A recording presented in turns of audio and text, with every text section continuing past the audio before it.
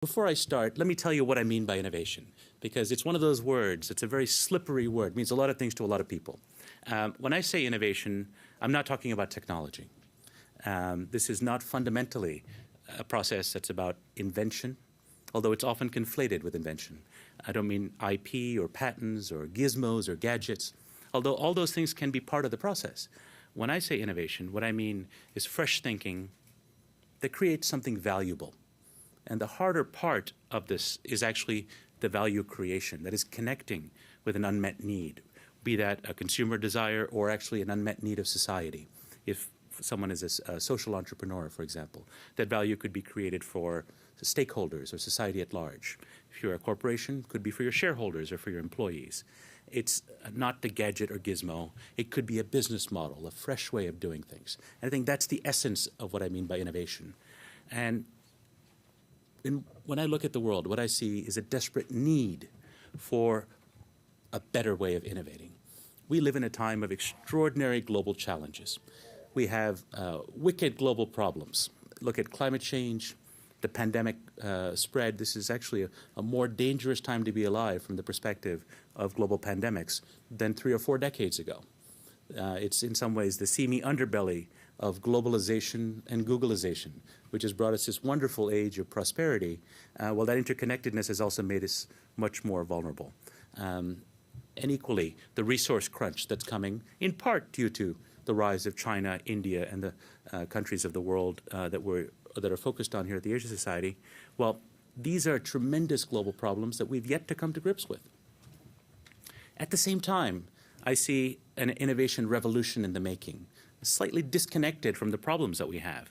If you look across a range of technologies, be that computing, data, the cloud revolution that's happening in software, look at genomics, proteomics, you see an exponential growth in many of these technologies that's largely under-recorded, and you also see the convergence of those things. Much as has happened during the great Victorian age of invention, when the foundation stones for the 20th century were laid down in terms of grid electrification, steam, the motor car, for example, inventions that would later converge to become transformative innovations that powered the 20th century. I see such an era just in the making now. But how to connect those two? I think that's really what animated me to write this book, is to make the argument passionately that we can tame these wicked global problems. We can solve some of the most difficult challenges we now face.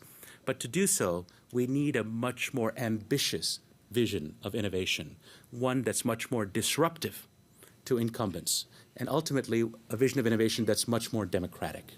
And that's what I describe is already beginning to happen. And this is where I get some of my optimism from. The new rules of innovation, as I call them, that the book describes, shows how every one of us can transform our own educational path, our careers. If we're looking at companies or NGOs, really think again about how to profit in an age of adversity by solving difficult social problems, by taking on innovations of value. And I think that's where I want to direct our energies. I'll give you an example of 3 of these rules. Move nimbly, be open, fail gracefully. Just to give you a small sampling, and I'll tell you what I mean by that with some examples from my reportage. Move nimbly.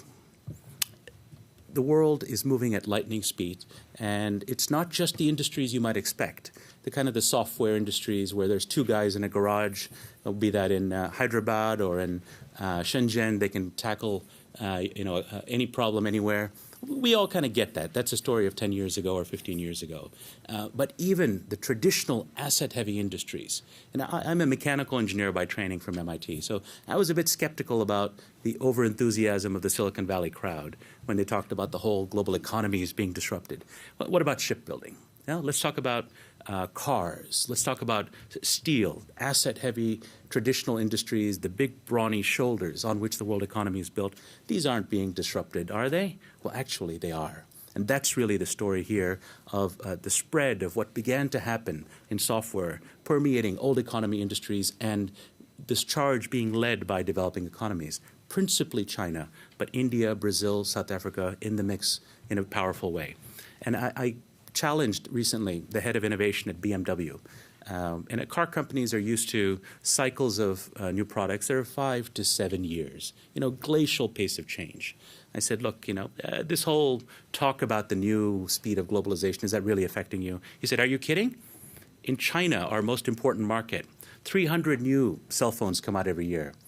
And my demanding customers in Shanghai expect every new BMW to sync automatically with the new smartphone, with a heads-up Google Apps display. My engineers have to move at the speed of China, and that's changing the metabolism of my entire organization. This is happening. This is real. When I say be open, this is easy to say, hard to do. But the traditional vision of innovation has been one of silos, of Nobel Prizes, of great academic institutions, of research labs like Xerox PARC or AT&T Bell Labs, wonderful, cherished institutions that are being cloned in other parts of the world. But guess what? Innovation doesn't happen with graybeards and white coats sort of puttering around looking for their Nobel Prizes anymore. That model of innovation, while it served its purpose, is now way past its sell date. Today, the smartest people in your business don't work for you any longer. And if you want to innovate today, you need to be open, you need to be networked, you need to look at connecting with the people who are actually users of your products, your services. And if you think again about government, of open government, connecting with taxpayers and citizens, you can look at the social sector. I spend a lot of time in my book on new hybrid business models, philanthrocapitalism, and how a new breed of social entrepreneur is connecting with citizens and civil society. That open networked approach is really the way to move forward in this age of innovation. And I'll give you a small example that I learned that opened my eyes. Now, I think most of us here have heard about Netflix. There's the company that puts out DVDs by mail, and you can download them on the internet now. A few years ago, they wanted to improve the way that they recommend movies to their customers, their algorithm. Now, they had some very sharp computer scientists on staff.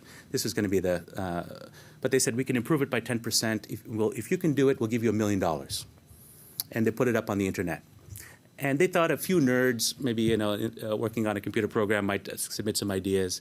Tens of thousands of people from around the world, from all walks of life, men and women, young people and old, computer scientists, physicists, across the range of careers, competed in an open competition, and they kept bettering each other. And ultimately, there was a winning team. And when the winning team came to collect their prize, this is the part I found amazing. The 7 members of that team had never met each other before in one place. They met online through open, collaborative, networked innovation. To me, that is the future. And that really explains how you can turn your business model upside down and really think about how you can turn your society upside down through connection, through social networking. The final point, the final rule, fail gracefully. Again, sounds easy. It's very hard to do. Why is this so important? In an age where barriers to entry are falling to everything, not just to creating a company, but to continuing to remain a great institution like the Asia Society, what you need to do is to keep experimenting, keep pushing, keep trying lots and lots of new things. Why? Because the newcomers are going to have a lot more shots on goal, and some of them are going to succeed. So what does this mean? You have to be more experimental, move faster. But when you move fast and try a lot of things, you're going to fail. By definition, a lot of the stuff you try will fail. Can your organization handle failure? How do you deal with rewarding people in your institution if you encourage them to fail and they actually fail? Are you going to punish them? And this is something very close to human nature. We're not set up culturally, most organizations, to encourage and reward failure. After all, how many of us put our failures at the top of our resumes? Of course not, right? And so our instinct is to bury it. But if you want to be a learning organization, that is to not repeat the same mistakes over and over, you want to share that failure, celebrate the person who was experimental, but move on quickly.